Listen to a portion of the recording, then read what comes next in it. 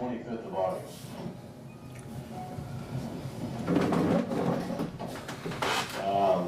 Monday, here in Iraq, central Iraq.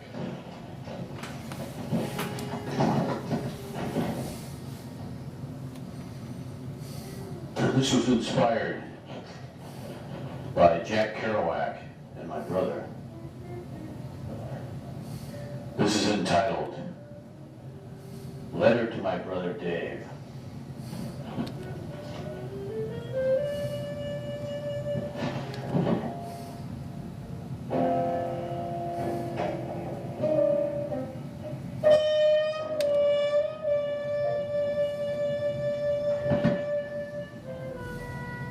Where was I?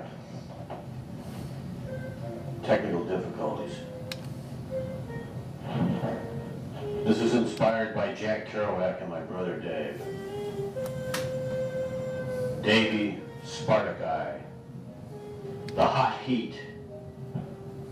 Warm sun bakes my mind with degrees of Fahrenheit that cook the cerebral brain hemispheres.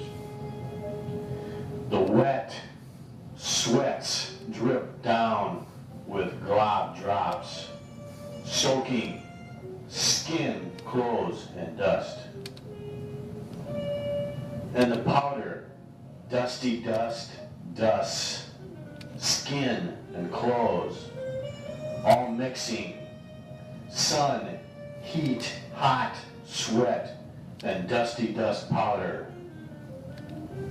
Aging generators hum to keep us cool, but their silent death dying stoppage brings back the boss hot heat. But their mute outage kills ice machines and cooling food boxes. Electric death brings us crashing back into ages of stone. We scuttle for shade. And evaporator sock bottles, water, remnant of dogwood days. Here we are, United States Americans, from the Army America's green machine of life and death, unleashed on the stirred world's country of ancient myth madness. Daniel's lions ate from Nebuchadnezzar's rage, but now old kings are graveyard dust when bone-crushing military monster machines ravage the savage landscape. Who is Nebuchadnezzar? Children scream with the pain of explosive death. Does this 6-year-old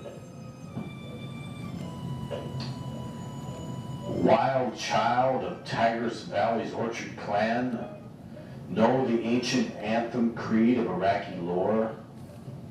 Saddam, Bush, Saddam.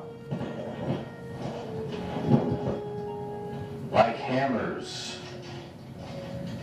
slamming the young life of youth's children. These are baby victims of international political ambitions. The innocents whose blood is seeping between the evil corporate desires of global cash, the money magnets of lust, fortune, power, greed machines. Grinding wheel cogs of bleak, dark madness for the bystander and impoverished nomads. And for the true believer of sign, dotted line, recruit patriot warriors, the promise of majority glory from comic book, electric video, Hollywood games with John Wayne visions of celluloid feelings of being manhood's manly male messenger savior. Yes, Kimosabe. Some finding authentic moments in the frenzied swirl of war death dance. Yet a few asking the freeze-frame man behind the curtain questions of eternal meaning.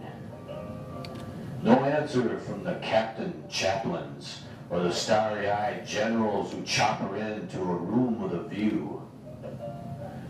No reply, just tears at home from the woman wife and the children, fatherless creatures now robbed of the big hugging dad arms, protective love embrace. Vacant hollow hole, memory of what was and now will never be.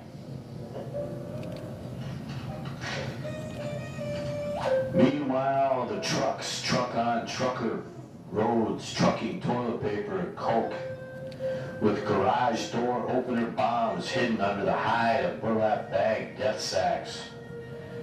Brave men and women bang the brake drums slowly as they drive through foreign rake land of the forsaken desert.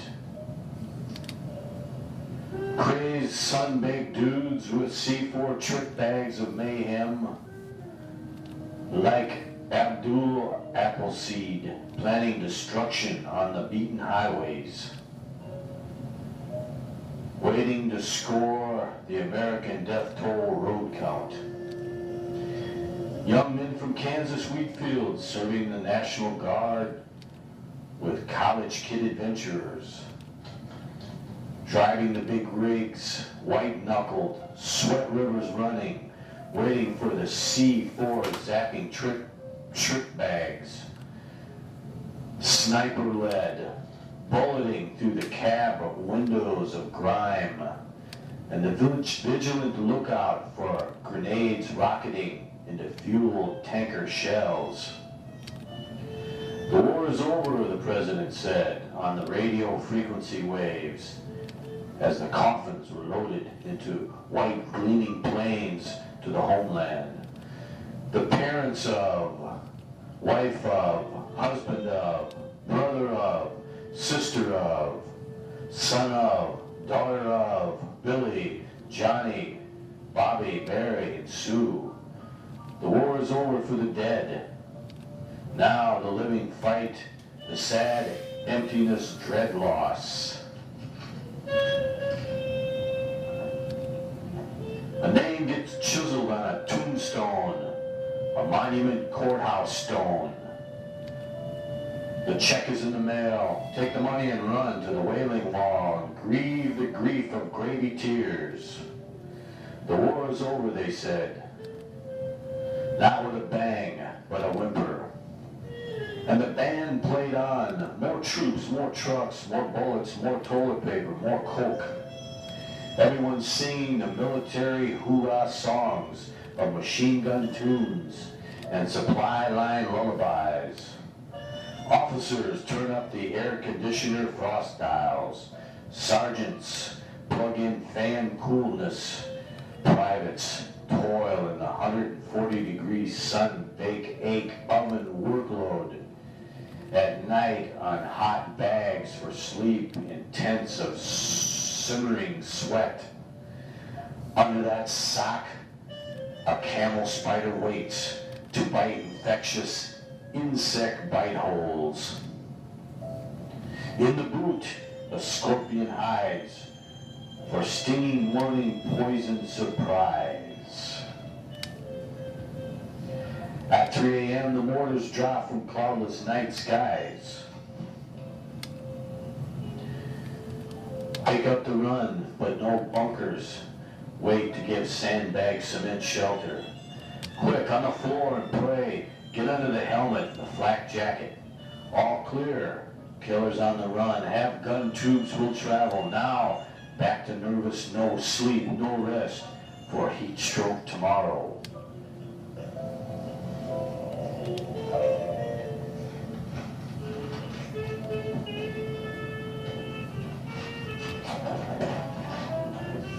Clean your M16s and eat some PX ice cream. Write some hopeful letters home to mom and dad. Get in the chow line, the post office line, the pay line, the PX line, the supply line, the inoculation line, the administration line, the ammo distribution line, the insurance signature resolution line, the last will and testament form line, the communion line, and when you're old and out, the reunion line.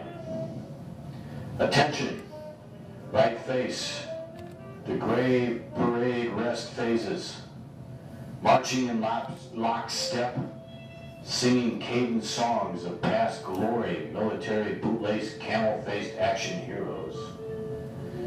The war brothers and sisters, proud to be and not to be back on the block or cruising the strip for nighttime thrills.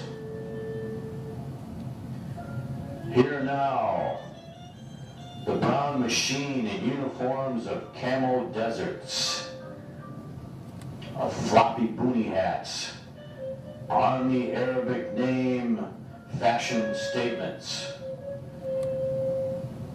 proving their high school principal wrong. No more slacking. Now Bradley Abraham's Apache attacking. No more joking in the halls. Now kicking ass and busting balls. No more cruising the chick malls. Now downtown Baghdad and bullet-spitting saws. Yes, see this in living techno-hemoglobin blood color. A teenager Army girl woman strapped to her squad automatic weapon, trigger finger pulling .223 caliber lead death to paid Syrian, Palestinian, Iranian student assassin gunmen killers in the Wadi hides. Convoy Army girls with death under their skin, who now know the meaning of get some. And did get the adrenaline rush, action, serotonin flush. From hippie mothers and fathers to green machine warrior women. Come on, honey, it's time to go to school. Sniper on the overpass, lock and load. Now, dear, don't stay up late. He's got an RPG, kill that son of a bitch. Stalking highway killer fires. Lead vehicle gets hit. Center mass. Explosive shrapnel, fire flames. Susie opens up with a nervous spray. And first burst rounds go wild. But makes a video game reaction adjustment to the killing range. Like a punching lead knife, off comes the rocket sniper's head. Dead eyes falling onto the burning truck hood below. No head body dropping onto guardrail with weapon still in headless body's hands.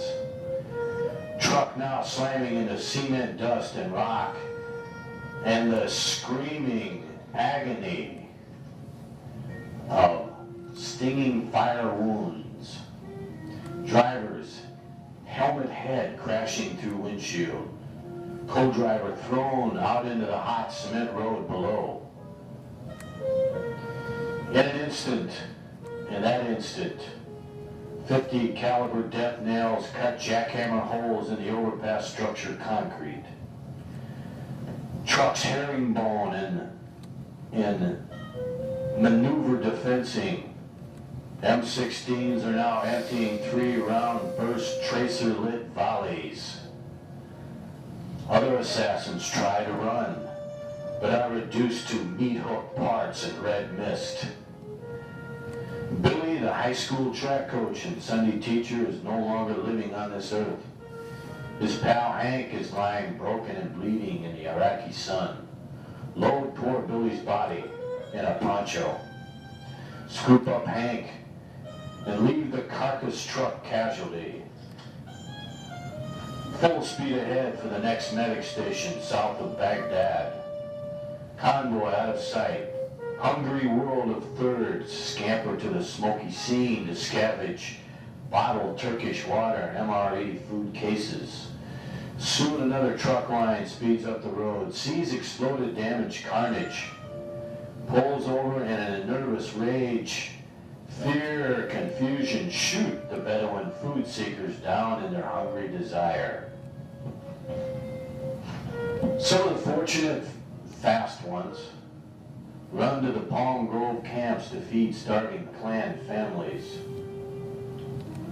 Though some will weep and wail over murdered brethren, later in the starry night, dark, they will carry their fallen back to desert sorrow burials. By now, Hank too is dead, reaching heaven's gate with Billy waiting.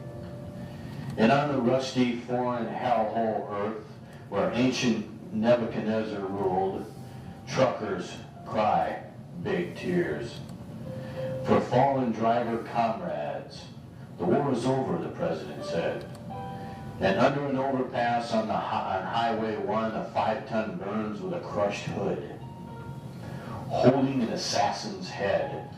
For a few days, that explosive sculpted wreck with hood,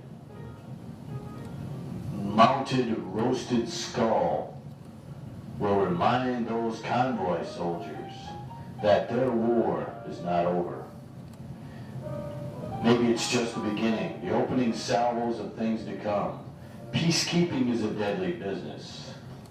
The swirling carnival ride of big money oil, freedom, career army ticket punching, doing your time, man, I wish I was home blues. May I have your attention, please? The recreation tent now has pizza and ice cream. Not with a bang, but a whimper.